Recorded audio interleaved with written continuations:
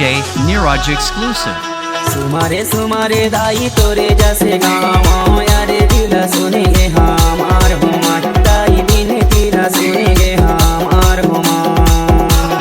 सुमारे सुमारे दाई तोरे जैसे गाँव यारे दिला सुनेंगे हमार हुमा दाई बिन दिला सुनेंगे हमार हुमा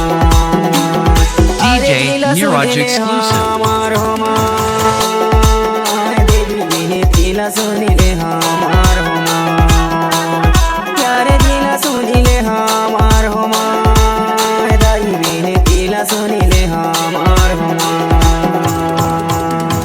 सुमारे सुमारे दाई तोरे जैसे गाँव बिन दिला सुनिले हमार होमा दाई अरे दिला सुनिले हमार होमा